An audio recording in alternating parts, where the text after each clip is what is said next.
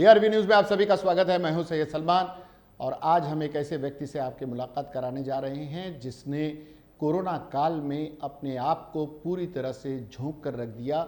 जब लाशों को कोई छूने को तैयार ना हो तो एक व्यक्ति अपने दोस्तों के साथ, अपने संगठन के साथ, अपने ट्रस्ट के साथ ज़मीन पर उतरता है और उन लाशों को उनकी अंतिम क्रिया तक साथ देता है, उन्हें पहुंचाता है। वो व्यक्ति है हमारा पत्रकार साथी जो पत्रकार बिरादरी से ताल्लुक़ रखता है, लेकिन पिछले 1 वर्षों से पत्रकारिता को एक तरफ रखकर पूरी तरह से सामाजिक कार्यों में अपने आप को झोंक देने वाले इकबाल ममदानी साहब। इकबाल ममदानी जी, आपका बहुत बहुत स्वागत है। Thank you so much Salman भाई। अमूमन प्रचार से दूर रहने वाले लोगों को प्रचारित करने वाले, लोगों को टीवी कैमरे के सामने लाने वाले इकबाल ममदानी हमारे साथ हैं। इकबाल ममदानी एजुकेशन और ट्रस्ट चलाते हैं, एक वेलफेयर ट्रस्ट। इसके माध्यम से आपको याद होगा, हम अपने दर्शकों को याद दिला दें कि पिछले वर्ष से इस वर्ष तक कोरोना काल के दौरान मौतें हो रही थीं, जब लोग लाशों के आसपास जाने से घबराते थे, तब इकबाल ममदानी ने और उनके साथियों ने इस जज्बे का प्रदर्शन किया कि वो आगे आए और उन्होंने उन लाशों को अंतिम क्रिया कराने की जिम्मेदारी उठाई। इकबाल साहब, वो क्या जज्बा था, थोड़ा सा बताएं कि इसकी वजह से आपने एक तो अपने पेशे को, अपने कारोबार को एक तरफ रख दिया और पूरी तरह से साल भर से आपने इसी कार्य में अपने आप को झोंके रखा है। देखिए सलमान भाई, लास्ट ईयर मार्च महीने में गवर्नमेंट ने कोविड की बॉडीज़ को ध्यान में रखते हुए एक नया जीआर निकाला था। वो जीआर ये था कि जितनी भी मुंबई के अंदर बॉडीज़ है उसका क्रेमेशन किया जाए। हालांकि इसका विरोध चल रहा था और पहली डेथ मालोनी से सामने आई, जो एक मुस्लिम टैक्सी ड्राइवर की थी।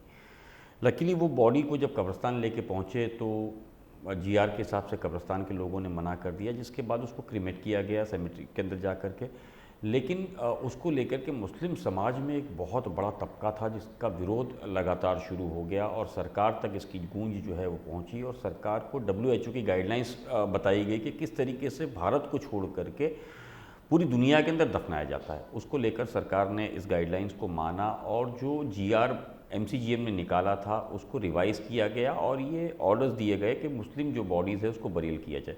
लेकिन अब चुनौती ये थी कि कब्रिस्तान भी है, कुछ जो मुंबई के अंदर गवर्नमेंट ने 7 ऐसे कब्रिस्तान जो है लोकेट किए थे कोविड बॉडीज़ को लेकर के, लेकिन इस टीम में काम करने वाले कितने लोग थे, कौन आगे आएगा, ये एक बहुत बड़ा सवाल था।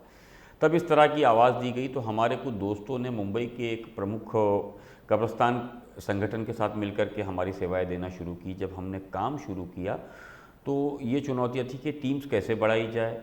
लेकिन शुरुआत में जो हमारे साथ लोग थे उसमें से चुनिंदा जो हमारी टीम थी वो लगातार अस्पताल में जब जाया करती थी तो बॉडीज़ के लिए हमको काफ़ी वक्त लगता था। उसकी वजह ये थी कि जो प्राइवेट एम्बुलेंसेस के अंदर इतना डर था कि वो एम्बुलेंसेस नहीं निकालते थे। MCGM ने कुछ एम्बुलेंसेस मुहैया ज़रूर कराई थी, लेकिन उसके लिए चुनौती ये थी कि वो फ़ौरन अगर शमशान जा रही है, कब्रिस्तान जा रही है, वहाँ अगर लाइन है तो एक बॉडी को एम्बुलेंसेस मिलने के लिए कई घंटों का सामना करना पड़ता था। कई बार 14 घंटे से 24 घंटे तक का सफ़र जो है एक बॉडी को के लिए हमको हो जाता था। तो हमारी टीम ने सोचा क्यों ना हम इस तरह की जो एम्बुलेंसेस है उसे तैयार की जाए या हम रेंट पे ले। तो हमने रेंट पे कई लोगों से मांगी लेकिन हर किसी ने मना कर दी। उसके बाद ऐसे एम्बुलेंसेस का हमने पता लगाया जो कि एकदम डंप हो चुकी थी और बिल्कुल ख़राब हो चुकी थी। ऐसे हालात के अंदर उसको ला करके मुंबई पुलिस के कुछ अधिकारियों की मदद हमने मांगी। तब उन्होंने कई दुकान से हमको पार्ट्स भी दिलाए, कुछ मैकेनिक दिलाए और हमने खर्च करके इस तरीके की 8 एम्बुलेंसेस हमने काम शुरू किया, लोगों को फ्री सर्विस देना शुरू की। शुरुआत में हमने मुस्लिम बॉडीज़ लेना शुरू किया। तब हम जब हॉस्पिटल जाते थे और मॉर्चरी में जाते थे तब हमको पता लगा कि कई ऐसी बॉडीज़ एक के ऊपर एक पड़ी है जिसका कोई क्लेमर नहीं है। तो हमने डॉक्टर से पता करना शुरू किया कि आखिरकार ये बॉडीज़ किसकी है। तो उन्होंने कहा कि मुस्लिम बॉडीज़ के लिए तो लोग आ जा रहे हैं, आपकी टीम आती है, लेकिन नॉन मुस्लिम बॉडीज़ जो है उसको कोई क्लेम करने नहीं आ रहा है। उसकी एक बड़ी वजह है कि लोगों में डर है फैमिलीज़ में कि अगर ये बॉडीज़ को हाथ लगाया जाएगा तो वो परिवार जो है उसके कोई सदस्य की भी मौत हो सकती है, जिसको लेकर के वो आने को तैयार नहीं है। तब हमने एक सजेशन डॉक्टर्स के सामने रखा कि अगर हमारी टीम इस बॉडीज़ के अंतिम संस्कार के अंदर अगर मदद करती है तो क्या हॉस्पिटल्स हमको सहयोग देगा। तब ये एक बात जो है हॉस्पिटल्स के लिए काफ़ी चकित रखने वाली थी। उसने कहा कि वाकई में आप करोगे। हमने कहा बिल्कुल करेंगे अगर आप लोग का सहयोग रहा, लेकिन इन सारी ही चीज़ों में कहीं विवाद नहीं होना चाहिए। तब डॉक्टर ने हमसे कहा कि बिल्कुल विवाद नहीं होगा, अगर ऐसी कोई स्थिति आती है तो हम खुद सामने आकर के इस बात को गवाही देंगे कि भाई ये टीम को हमने कहा है। तब हमने बॉडीज़ जो है वो लेनी शुरू की। अंतिम संस्कार के लिए जब हम पहुंचे तो हमारे लिए सबसे बड़ा चैलेंज ये था मतलब कि ये मुस्लिम बॉडीज के साथ साथ Yes. गैर मुस्लिम की बॉडीज़ जो है भी वो आप हमने लोगों ने जी और उसके लिए आप लोगों को एम्बुलेंस की व्यवस्था भी खुद करनी जी एम्बुलेंसेज हमने अपनी खुद कर ली थी। 8 एम्बुलेंसेज अलग अलग सबर्ब में, ईस्टर्न सबर्ब में और टाउन में अलग अलग जगह पे हमने एम्बुलेंसेज डिवाइड की थी।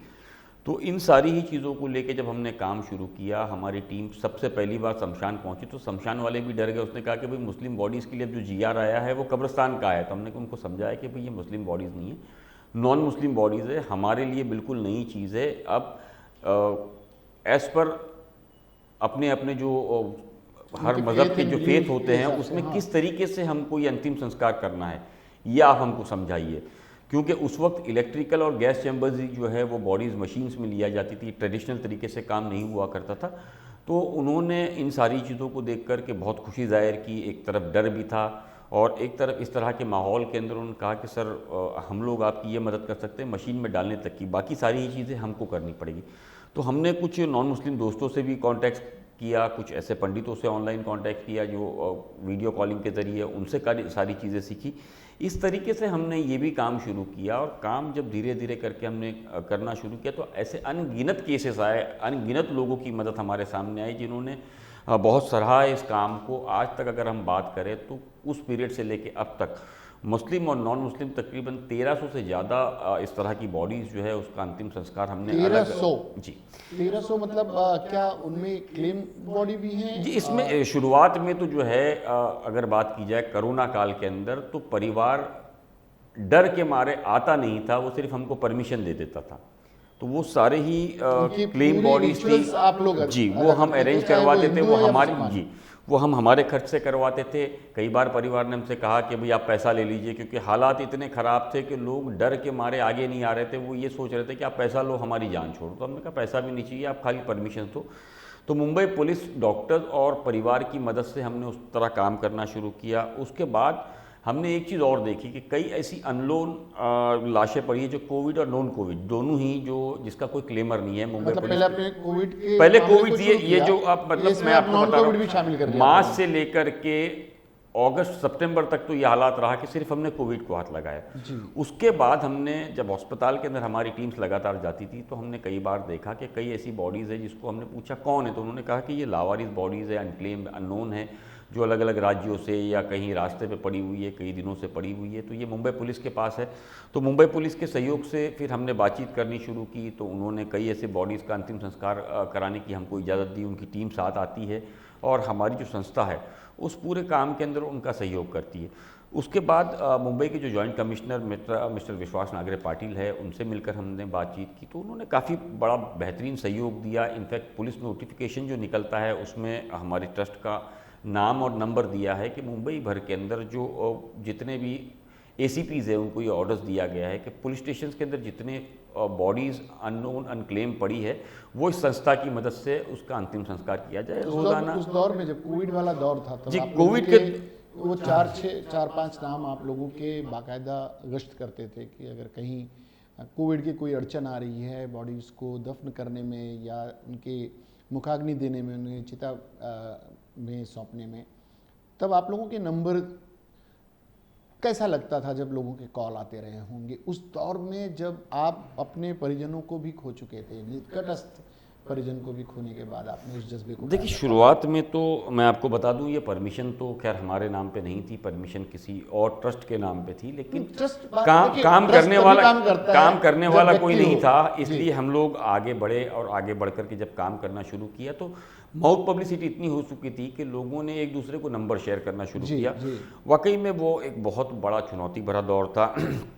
दिन हो या रात आप किसी को ये नहीं बता सकते थे कि मैं नींद में हूँ या मैं परेशानी में हूँ, क्योंकि हमसे बड़ी परेशानी उन लोगों की हुआ करती थी।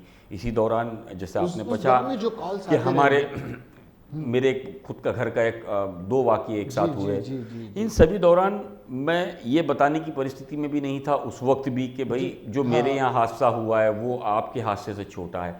तो टीम हमारी वहाँ भी काम कर रही थी, अपने जो दुख दर्द थे उसमें भी हम लगे हुए थे। तो इस तरह के सिचुएशंस मैंने मेरी ज़िंदगी के इन 50 सालों के अंदर कभी नहीं देखा, इतने ख़तरनाक हालात, और मालिक करे कि ये इस तरह के हालात आगे देखने भी ना मिले। तो ये दुआएं हैं मेरी। लेकिन एक बात ज़रूर है कि इस पूरे मामले के अंदर मिला जुला असर रहा। कई जगह पर पुलिस का बहुत बड़ा कोऑपरेशन रहा, पॉलिटिशियंस का बहुत बड़ा कोऑपरेशन रहा, डॉक्टर्स का रहा, लेकिन कई जगह पे इसका उलट भी रहा कि उनको भी कई चीज़ों की जानकारी नहीं थी, तब उन्होंने कई चीज़ों की रोक टोक की, फिर उनको समझाना पड़ा, उनसे काफ़ी लड़ाई करनी पड़ी। इस तरीके से ये एक मिले जुले असर के बाद लोगों की मदद हो सकी। इसके साथ में जो बॉम्बे के जितने कब्रस्तान थे, वो पहले 7 सिर्फ कब्रस्तान गवर्नमेंट ने अपनी लिस्ट में दिए थे, जिसके बाद एक काफ़ी लड़ाई करनी पड़ी और मुंबई के अलग अलग कब्रस्तान से मैंने मिलना शुरू किया। आप अगर मैं बताऊं तो चर्च गेट से लेके पालघर तक ऐसे जो कब्रस्तान से उनके ट्रस्टियों को जाके मिला हूं। अगर सेंट्रल लाइन और हार्बर लाइन की बात करूं तो सीएसटी से नवी मुंबई, तलोजा और कल्याण तक मैं जी अकेले अकेले घूमा हूँ, ट्रस्टियों को मिला हूँ, उनके नंबर्स निकाला हूँ, उनको किसी तरीके से तैयार किया है। कुछ लोग मोहब्बत से हो गए, कुछ लोगों से लड़ाई करनी पड़ी है, कुछ लोगों को कानून का डर दिखाना पड़ा। इस तरीके से हाईकोर्ट ने भी इसी दौरान जब एक मामला सामने आया था तो इन सारी ही चीज़ों को ध्यान में रखते हुए ऑर्डर दिया था कि मुंबई के ए वार्ड से लेकर टी वार्ड तक जितने भी कब्रस्तान या शमशान हैं उसमें उनका अंतिम संस्कार करने की अनुमति बिल्कुल दी जाए। इन सभी चीज़ों को लेकर के फिर महानगर पालिका से हमारी बात हुई, उनके अलग अलग सर्कुलर्स सामने बाहर आए। तो ये मिला जुला असर रहा। इसमें आज भी इसी तरीके के हालात सामना करना पड़ रहा है, क्योंकि बॉम्बे के ऐसे कई पुलिस स्टेशन हैं जिसको आज भी इल्म नहीं है कि क्या जीआर पास है। कुछ लोगों को जीआर हम देते हैं तो उनका कहना है कि ये पिछले साल का है, हम इसको नहीं मानते हैं। इसी नेक काम करने निकलेंगे तो अड़चने तो आएंगी इकबाल साहब। ये एक नियम बन गया है सामाजिक लोगों के लिए। नेक काम करेंगे, अड़चने आएंगी, लेकिन उन अड़चनों को पार करते हुए जिस तरह से आप लोगों ने और आपकी टीम ने कार्य किया वो निस्संदेह सराहनीय है। वो जज्बा जो आपके भीतर आया पहले कॉल से लेकर और अब तक के, मतलब उस जज्बे को कहीं आपने कहीं खोने की ये लगा कि नहीं अब रुक जाना चाहिए, या वो जज्बा और तेज़ हुआ है कि नहीं अब इस काम को और भी शिद्दत से करना है? नहीं, हमने जिस तरीके से पिछले साल हालात देखे और अब तक इस काम को बढ़ा करके सामने होकर के हम करते जा रहे हैं, हौसला बढ़ता जा रहा है।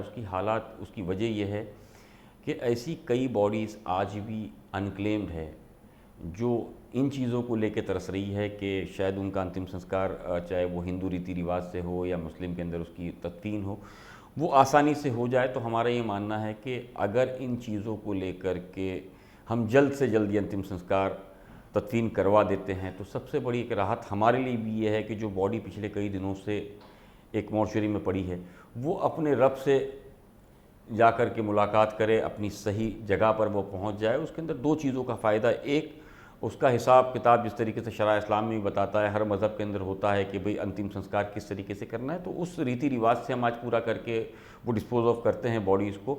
साथ ही साथ जिस तरीके से एक डर, एक भय का माहौल लोगों में बना हुआ है कि कोविड-3 की जो जिस तरीके से अफवाहें फैलाई जा रही है, कि अगर इस तरह का माहौल बनता है तो कभी मालिक ना करे इस तरह के पहले तो हालात हो, अगर हो तो उस वक्त जगह की शॉर्टेज हो सकती है। तो जिसका डर सरकार को भी है, पुलिस को भी है, तो हम उन सारी चीज़ों की तैयारी को ध्यान में रखते हुए भी जितनी बॉडीज़ है उसको क्रीमेट करवा रहे हैं, उसको बरियल करवा रहे हैं, वो भी एक है। दूसरा, हमारी संस्था लगातार ये मान रही है कि अगर इस तरह की जितनी पुरानी बॉडीज़ है, कई बॉडीज़ तो हम देख करके थोड़ा सा घबरा जाते हैं, कई बार डर जाते हैं, और जो बदबू उनकी होती है वो वाकई में कई दिनों तक हमारे जहन में रहती है। तो यह है कि अगर हम लोग आकर के इस तरह की बॉडीज़ का काम कराते हैं तो ये एक बहुत बड़ी राहत होगी हमारे और लिए। लोगों को भी इस मुहिम में अपने साथ जोड़ने के लिए क्या कहना चाहेंगे? देखिए, हमारे इस काम को लगातार ध्यान में रखते हुए, एक तो चूँकि अब पत्रकार रहे हैं तो पत्रकार विकास संघ भी सामने आया है खुल करके, वो भी काफ़ी बड़े लेवल पर मदद कर रहा है। साथ ही साथ एक जस्ट स्माइल फाउंडेशन है, वो भी हाल फिलहाल इन दिनों काफ़ी मदद कर रही है। उनके लोग भी साथ में जुड़े हुए हैं, वो फाइनेंशियली भी कुछ मदद कर रहे हैं। इसके अलावा कई ऐसे मुस्लिम मालदार हैं जो अपना नाम न देने की शर्त पर इस तरह के जब हमको कभी कमी पड़ती है किसी चीज़ की तो वो अलग अलग तरीके से मदद करती है। तो ऐसे अब धीरे धीरे करके जो लोग देख रहे हैं और उसको हाँ, वो मैं अकेला ही जुड़ते चला जा था रहे जानिबे हैं। मंजिल मगर। ये ज़रूर बात है कि हमने जब शुरुआत की थी तो कुछ लोग थे, अब इसको धीरे धीरे करके कई फाउंडेशंस और कई लोग जुड़ रहे हैं।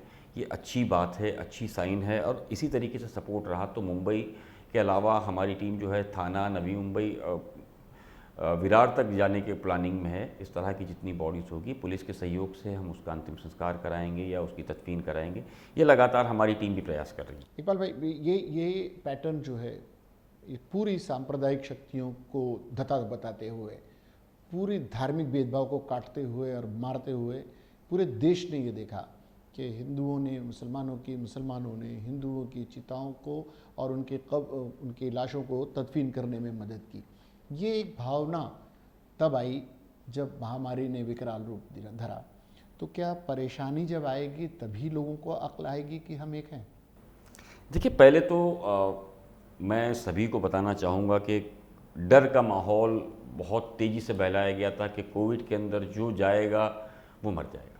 ऐसा कुछ नहीं है, ये एक बीमारी आप मान के चलिए। इसे महामारी समझेंगे तो शायद आप कुछ नहीं कर पाओगे। अगर बिल्कुल ये महामारी होती और इस तरह के हालात होते तो यकीन करिए कि मेरी टीम के कई लोग, कई सदस्य अब तक इसकी भेंट चढ़ चुके होते। लेकिन अल्लाह का ये शुक्र है कि मेरी टीम के लोगों को आज तक बुखार तक नहीं आया।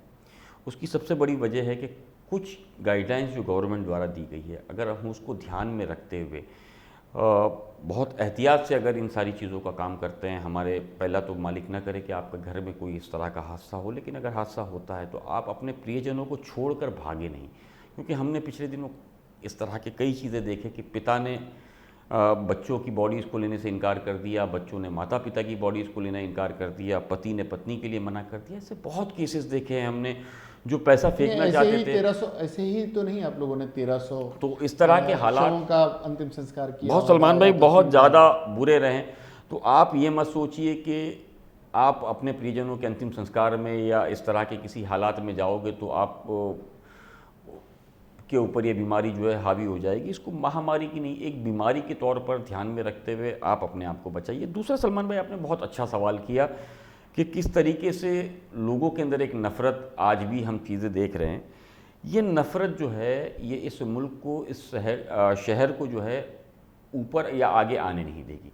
हमको चाहिए कि इस तरह दुश्मनियों को ख़त्म करे। ये एक बहुत तकलीफ़देह वक्त है हमारे शहर के लिए, हमारे मुल्क के लिए बहुत ही मुसीबत भरा वक्त है।